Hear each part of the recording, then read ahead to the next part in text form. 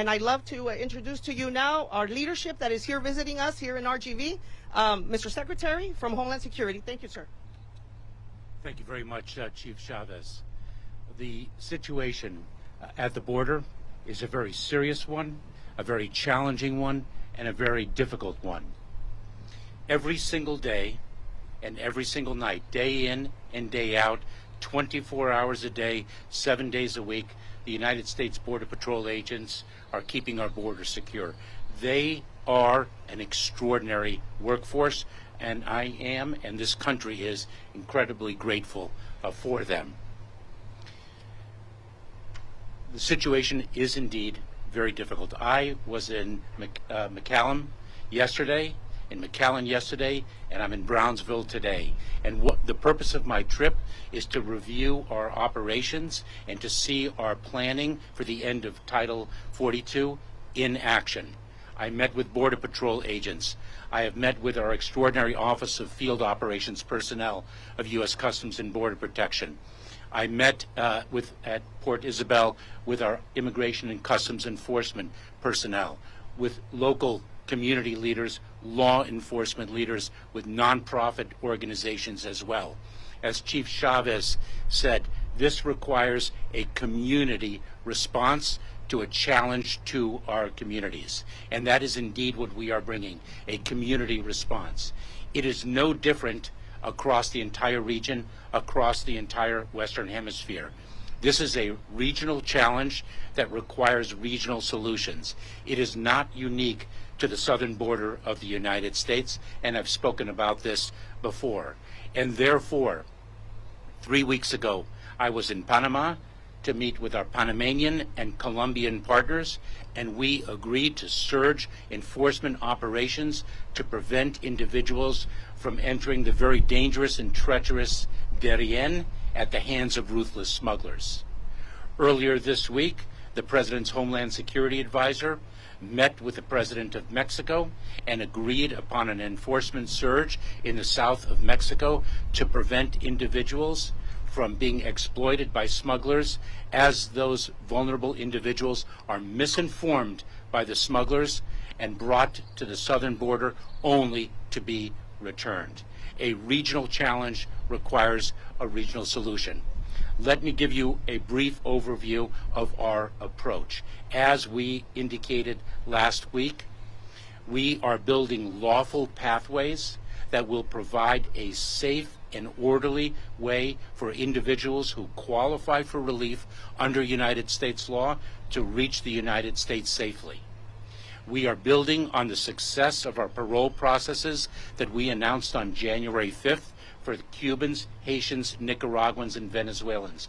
We saw a 95% drop in the number of encounters of those individuals at our southern border because we built lawful pathways for them to access. And that is the model that we are building upon.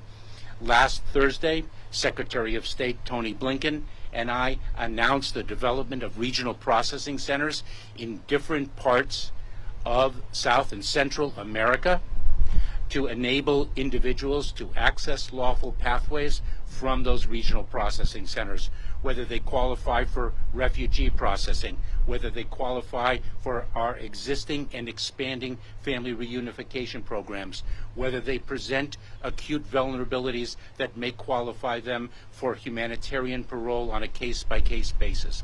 We are reaching the people where they are.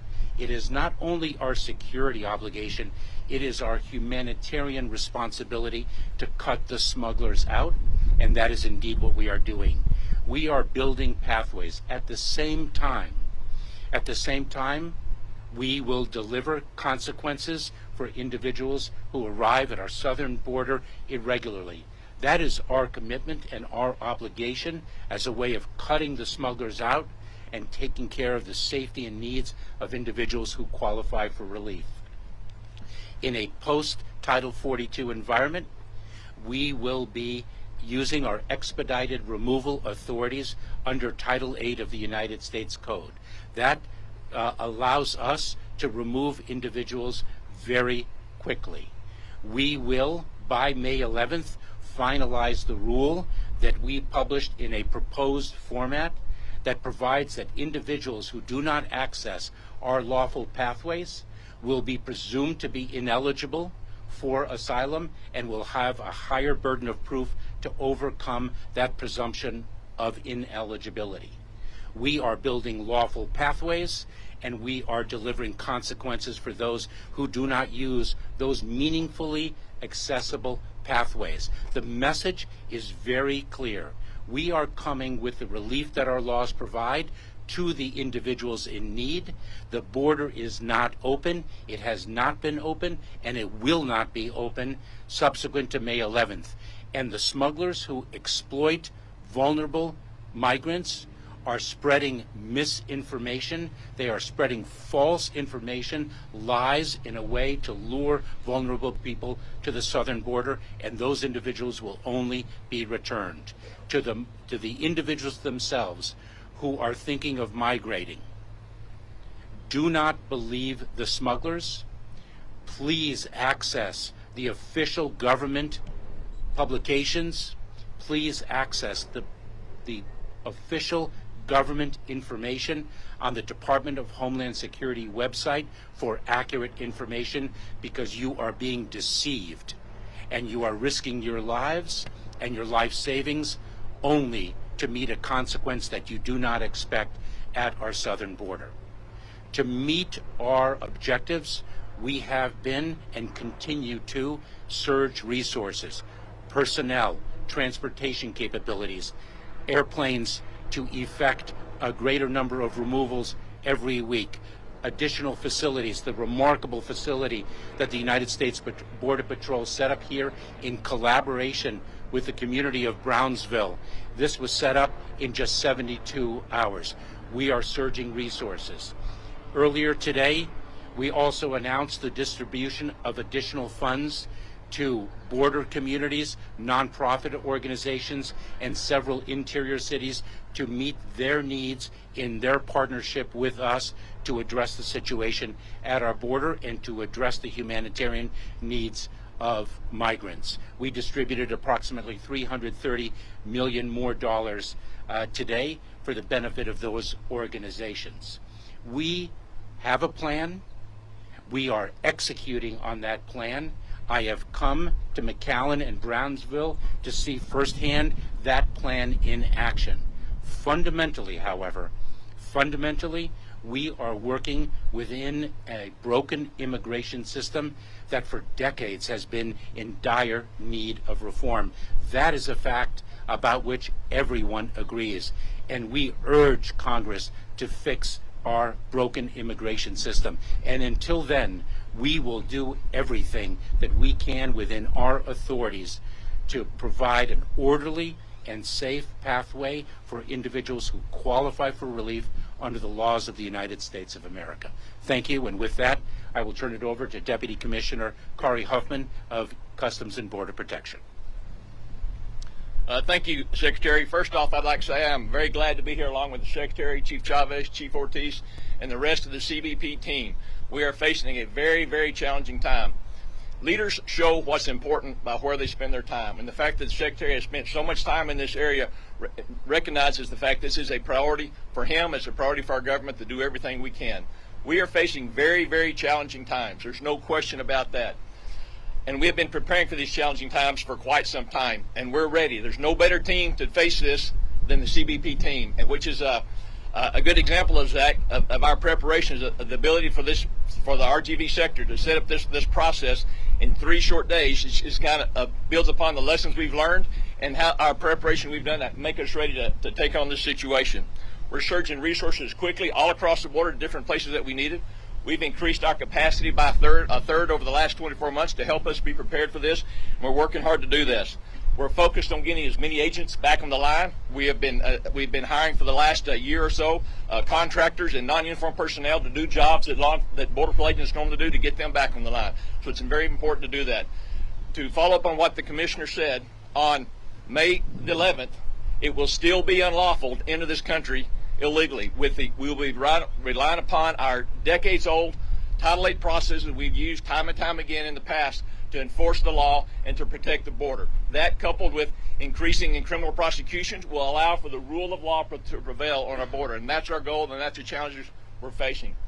But I want to spend a few minutes here to talk about the CBP team and tell you exactly how proud I am on the work they've done and continue to do. For the last year and a half, I have traveled this country, and I'm many different stations, many different locations, talking to our workforce to better understand their challenges they're facing. And I can tell you, I'm sure the Secretary, Chief Ortiz, and Chief Chavez agree, we couldn't be more prouder than the work they do in the communities and the community they work with, which is further identified in the risks they take. And I couldn't close out with making one moment about the work of our recently with the U.S. Border Patrol BORTAC team and how they raised up in the community to help arrest a wanted murderer who had been on the run for several days to help keep that community safe. That's the quality of the personnel you have working this border situation. That's the quality of the people in your community, and I couldn't be more proud of them. With that, I'm going to turn it over to Chief Ortiz to give more operational details about what's going on with our preparations. Chief. Good afternoon, and thank you, Deputy Commissioner, Mr. Secretary, for coming down here to see firsthand the great work that's unfolding in Rio Grande Valley and South Texas, and then Chief Chavez for your leadership. I will tell you that a couple of weeks ago, the Secretary asked me, where do we need to go first, Chief? And I said, before May 11th, we need to go to South Texas. We knew that we were going to see some increases down here, and that has transpired over the last 2 weeks. Brownsville has traditionally been a slower area for us in South Texas, and what we've seen that's unfolded here just south of us is migrant populations from Venezuela have crossed 24 hours a day. The Chief responded with medical assets and resources. We've asked for some support from other agencies. We've got our Texas Department of Public Safety personnel working side by side by our Border Patrol agents, and we have our OFO partners, and then we have our state and local partners. Once again, this is a team effort. We're continuing to move these migrants into our processing facilities as quickly as we possibly can. We have tremendous capacity here in South Texas. We have had that for about 6 or 7 years, and we're going to continue to leverage that to the best of our ability. As the Secretary mentioned, we're going to balance that against our border security mission set. We want to keep as many Border Patrol agents out on those front lines, allow our processing coordinators, our volunteers, our DOD personnel, the 1,500 DOD personnel are going to help us on those admin functions so we can get agents back out on patrol. Ultimately, our goal is to keep these communities safe and make sure that our agents are safe when they're out there performing their duties each and every day. So, Mr. Secretary, thank you for your continued support of the Border Patrol, and we appreciate the fact that you guys continue to cover this story because it is an important story. Thank you. All right, we'll take some questions. Start with Rebecca with the Associated Press. Can you explain why you've seen this big surge in the last couple weeks? Sorry, thank you. Oh, sorry. Can you explain why you've seen this big surge in the last couple weeks? And if you're seeing this big of a surge ahead of May 11th or May 12th, what are you expecting come May 12th? So the surge over the past couple weeks is really focused on one particular demographic. We've seen an increase in the number of Venezuelan nationals coming to our border. It's very difficult to identify the cause. You know, the challenge of migration is, in one aspect, it's dynamism. It is a very complex phenomenon. We saw the tragic fire in the city of Juarez in Mexico and the impact domestically within Mexico, and since then we saw over the past 2 weeks a significant surge of Venezuelans. We have reached an agreement with the government of Mexico to address that surge, and we're going to see the results of that agreement very shortly.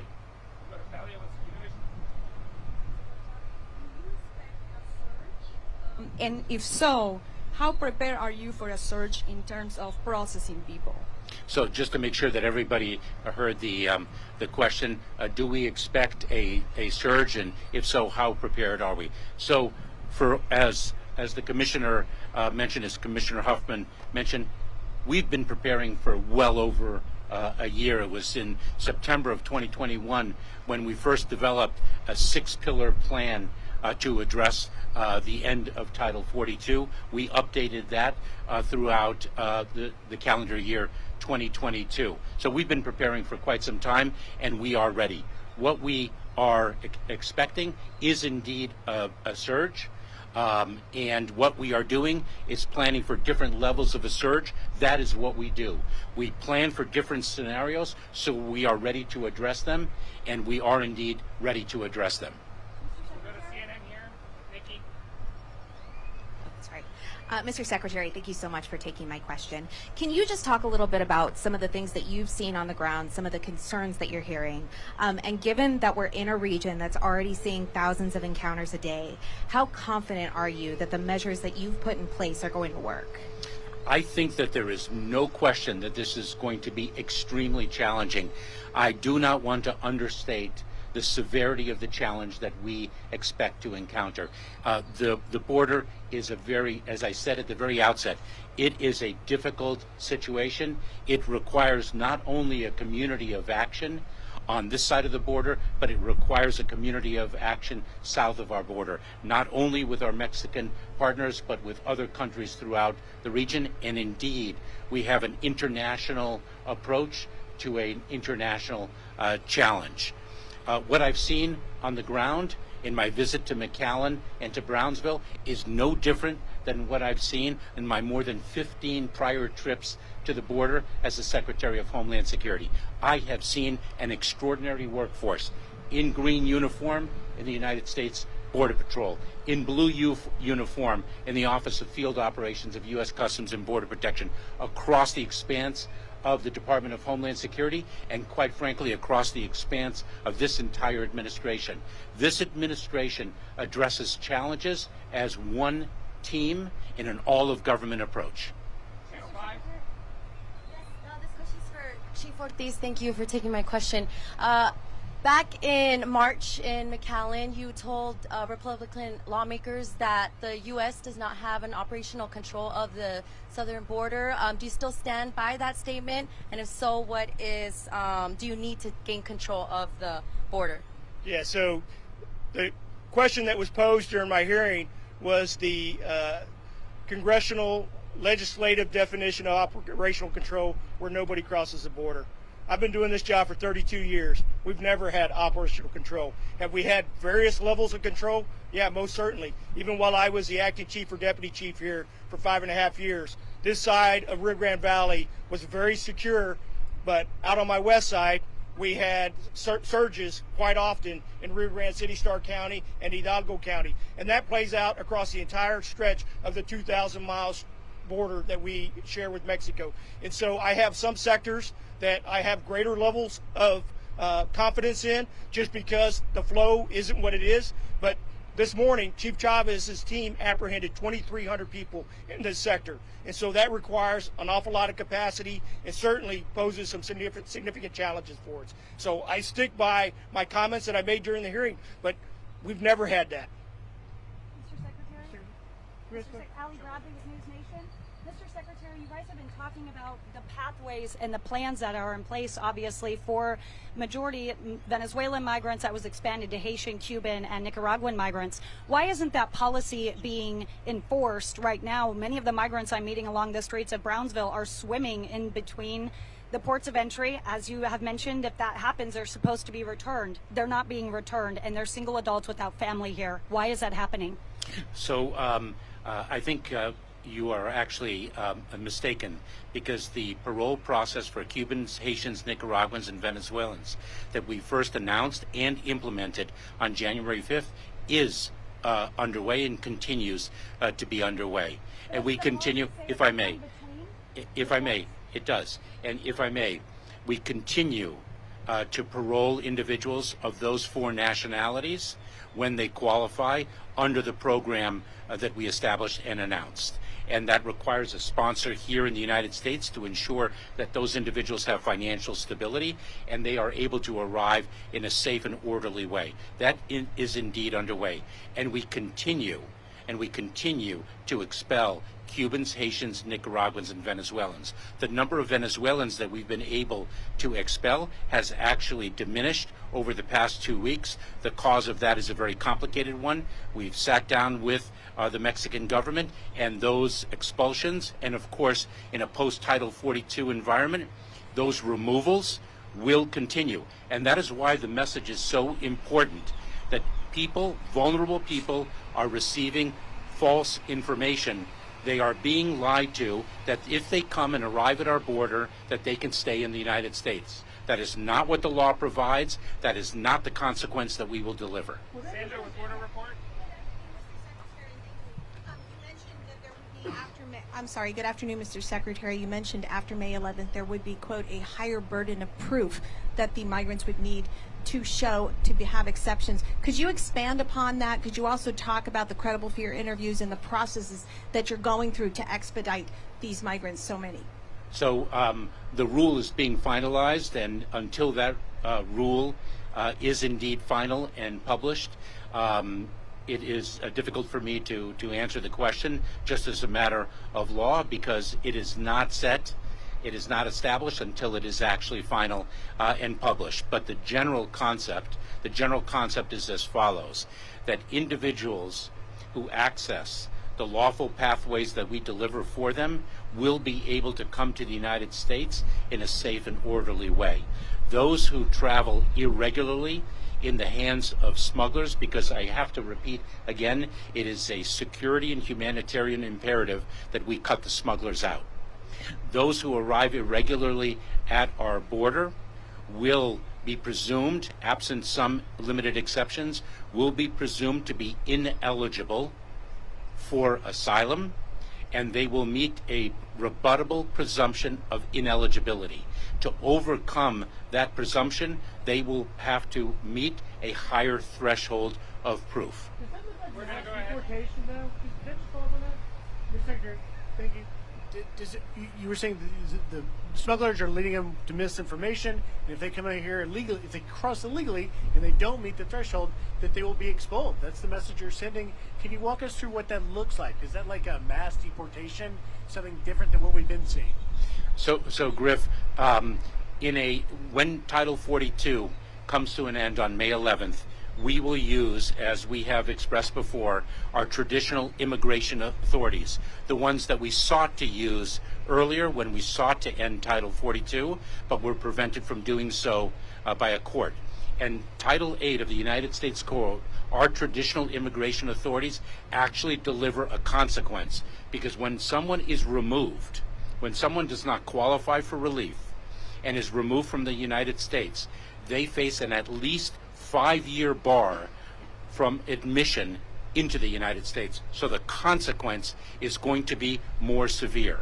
And what we will do is remove individuals who do not qualify for relief under the standard that will be set by the rule that we will have finalized by May 11th. And we're going to finish up with his last question from Nicole. Thank you so much. I just have a question for you, Mr. Secretary, and a quick one for Chief Ortiz. Mr. Secretary, we've heard from mayors here in the Rio Grande Valley and across Texas that they're concerned they're not equipped to handle the number of migrants entering their streets. DHS just allocated, as you mentioned, $300 million to NGOs in border communities. But does the federal government have a role in standing up housing and medical care, especially when hospitals, NGOs, and churches are at capacity and migrants are sleeping on their sidewalks? And just quickly to Chief Ortiz, can you explain geographically where troops will be located? Which sectors are they staying? So, Nicole, we are working very, very closely with city and local officials. As I have expressed earlier, we are working with nonprofit organizations. This requires a community response, and we are providing funding through our emergency food and shelter program. Congress allocated $800 million to this program. Last year, we only had $150 million. We have allocated a great number of those funds already to resource the communities to address the needs that you express. There are approximately $363 million left to distribute. We will do that through the new Shelter and Services program. The community challenges require a community response, and we are working holistically with communities across the border to address this challenge. And then with respect to the DOD personnel, so currently we have 2,500 DOD personnel supporting the CBP Border Patrol mission, and they're housed and stationed across the southwest border.